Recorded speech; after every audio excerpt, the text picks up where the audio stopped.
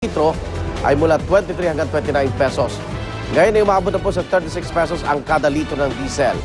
Nangako naman ng LTFRB na pag-aaralan po yung petisyon ng mga sektor ng jeep. Sa ibang balita naman po, nasal muna ni Mami Dionisha Pacquiao ang kanyang anak na si Manny at natsyempohan niya ng GMA News. Pero kung hindi ngiti ay panaiwas na lang ang pound-for-pound king sa kanyang pack mom.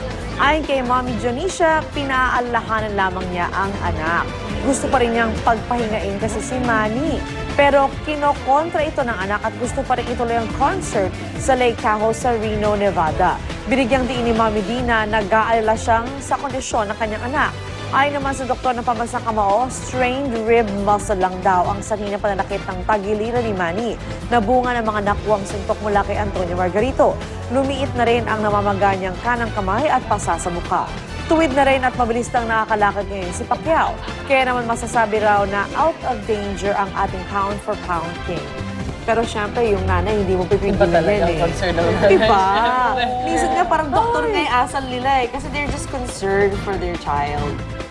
Panalo, si Mami D. Ay, siguro kay Manny, parang feeling, aba, tradisyon ito, kaya ko naman. Di ba? Yung mga ganun, pero kung nanay lang na natuloy, siguro mga several fights ago, yun na yung huling laban ni Manny.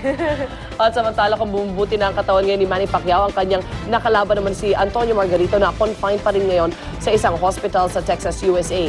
Sa ilalim sa operasyon ng Tijuana Tornado dahil sa tinamang fracture sa kanyang eye socket na bunga ng mga suntok ni Pacquiao. Si Margarito yung nakakita po niyo pong lalaking nakatalakbong ng tuwalya na inihihiga sa stretcher.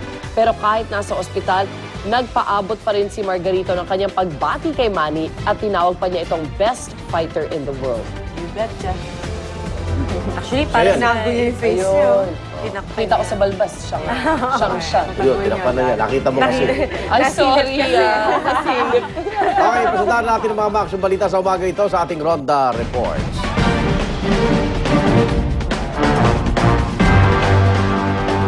Nilabas na ng pulisyang artist sketch sa mga suspects sa pagnanakaw at pagpasabog ng granada sa SMB Kinutan noong linggo. Nakatulang testimonya ng mga saksi at ng video mula po sa CCTV camera. Wow! Ang bilis ah! Oh! Ang unang suspect, isang alias Ryan, edad 26 at 5'4 ang taas. 140 pounds naman ang timbang at may tattoo raw sa kaliwang balikat. Ang isa naman kinilala sa alias Marlon, 26 anyos din. 5'1 na tangkad at 100 pounds ang timbang. Alam nyo, marami ng CCTV talaga eh. Oo, no? Hindi kasi alam yung bahan nila ng konti para kita talaga yung mukha. So ano, Someone's watching. ayan na oh. Ay, asan yung gwardiya patumakbo? Nakita, baka may tao pa sa labas. Ah, ano yun? Ano nangyari sa gwardiya? Dapat, hindi naman siya sinaktan na. Security guard ba? Ayan, di ba? Ayun, security guard. Saan? Ayan, nasa may kaliwang taas. O, yan na eh. Bilis nila. Seconds talaga. Tingnan niyo po ang mga pagbumukang yan. Parang may kamukha rito yan. At ngayon, papalapit na Kapaskuhan, mahigpit na seguridad sa ilang pampublikong lugar, tulad po ng mall at transport terminal. At kakapi natin ang pag-ibigay seguridad ng mga rumorodang K9 dogs. Pero paalala lang po, kung naaaliw kayo sa kanila, hanggang tingin na lang po, huwag nyo nang hahawakan pa. Bagong leksyon sa atin nangyari sa isang supermarket dyan sa Makati. Isang babae po, natangkayin niyang hawakan na yan eh. Yung K9 dog, sinakmal siya sa muka. Dahil sa insidente, nireklamo ng biktima ang security agency. Paliwanag niya, nagpaalam siya sa handler nang umatake sa kanyang aso. Ayon naman sa isang K9 handler na Makati Rescue, hindi basta-basta nilalapitan ang mga aso eh. Iba-iba rin daw ang training ng mga ito. At tulad ng nangyari sa Makati, wala rin kasiguruhan ang kaligtasan ng mga nais humawak sa isang K9 dog kahit magpaalam pa sa handler nito. Dahil gaya raw ng tao, may mga mood din ng mga aso. Sige, ako hawakan mo ngayon sa mukha. Kaya naman para makasiguro, huwag na lang nating hawakan yung mga K9 dog. Hindi sila pet, Actually, ang K9, di ba mga ibang... Pero minsan, actually, kunyari, shepherd, mga, di ba cute? Pero maluluwa. K9. yung mga aso, kunyari sa hotel, minsan nga yung anak mo, di ba, naaliw-aliw sila, nilalapitan. Alam mo, safe. Yung handler kasi, wag na lang. Naghintay siya ng utos eh. Bakit ito parang, di ba? Hindi siya naano doon sa handler niya. Siguro yung mga tao feeling nila, trained to kasi nga kaya siya canine dog, di ba? Magaling sa... Di ba siya nagsasabi, magaling attack? sa training. O, di ba? Oo, Wala wala namang namang droga. Caller naman sila di ba? Hawak-hawak sila ng mga handler. Wala namang parang mga hotdog yung babae sa katawan or anything. Wala naman. O baka kakakain lang niya, di ba? Manisa or what. Baka pagod na kaamoy dahil 2 hours lang yata yan eh, di ba? Kasi Pinapalit-palitan kailangan sila eh. Oo. Ayan. Okay, samantala sa pabrika ng foam at plastic, nilaban ng apoy sa Marilao, Bulacan, umabot sa ika-4 na alarma ang sunog dahil sa highly combustible materials o madaling matupok ng apoy ang raw materials na ginagamit po o ini-impact sa naturang lugar. Nang maideklara ang fire out dakong alas 5 ng hapon, ilang sandali lang, may nagningas ulit yung apoy. Kaya naman yung mga bumbero gumamit na ng kemikal para tuluyang maapula ang sunog. Sa inisyal na investigasyon, natukoy na isang sumabog na acetylene tank ang sanhi ng sunog. Isang trabahador ang sugatan sa insidente at umabot po sa 20 milyong piso ang halaga ng mga ari-ariang natupok sa pabrika. May styrofoam. Una-una, kawawa yung mga bumbero dahil masakit sa ano yan, Yung sigmura. chemicals, ano?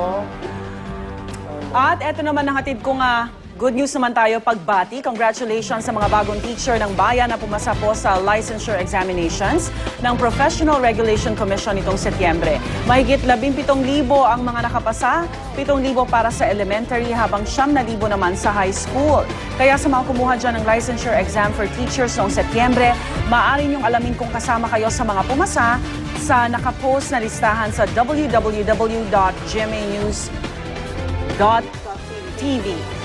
Wow, congratulations. Sana hindi sila mga ibang bansa, no? Dito na lang muna. Kulang-kulang ang Kaya yan. yung 17,261 minus, tapos ilan yung mga Minus 17,000. Huwag naman. 261 matitira sa atin. Pero congratulations kina ma'am at sir at May I mga go bata, out? makinig tayo sa kanila. May I go out ka agad. Sure spell. Ito naman po isang makapigil hininga eksena naman ang ating masasaksihan mula sa isang bullfight sa Mexico. Ang isang toro kasi roon, hindi lang nakontento sa matador, pati ang audience po sinugod.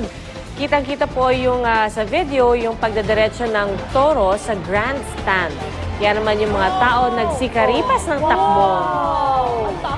Yay! Isa po ang sugatan matapos matagaran ng toro na ang timbang lang naman, umaabot sa 500 kilo. Ay! Oo. Akala ko dolphin show, nalito ako. Kaya niya na, pala, ano, so sir, tataasan na ngayon yan. Oo, no? Kaya niya palang talunin niya. Kala nila 500 kilo. Paano nakatalo niya ng 500 Dahil kilo? ulan. Oo nga na. Nako, pero alam nyo, halos ganyan din ang ginawang eksena ng isang toro sa Canada, nakalahok naman sa isang rodeo. O, di ba? Nahila naman siya pabalik ng ring, pero 4 na nanonood ang nasugatan at isa sa kanila na ospital pa at nagkahiwa naman ang binti ng toro at hindi na raw ito muling isasali. Iba talaga animals eh. You can't control animals, Oo. di ba? Sabi. Kahit sabi mong trained sila o anuman, parang lapit nga naman nila dun sa ring. Sabi niya, aso na ako ngayon, aso. Ang galing nila tumalon, no? Grabe, ang taas, no? Pero ang bigat nila para tumalo ng ganon. Oo. Ibig sabihin, pikot-pikot na sila. Aggressive talaga. Oo. Stress sila, stress. Balita na mula sa bansang India kung saan isang trahedya ang naganap, ang pagguho ng isang 5 palapag na gusali sa New Delhi.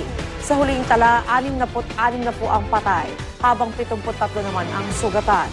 Sa ngayon, nagpapatuloy pa rin ang search and rescue operations at umaasa pa silang may makikita pa silang buhay sa ilalim ng gumuhong gusali. Posible raw pinahina ang gusali ng sunod-sunod na pag-ulan ayon sa isang opisyal doon sa India.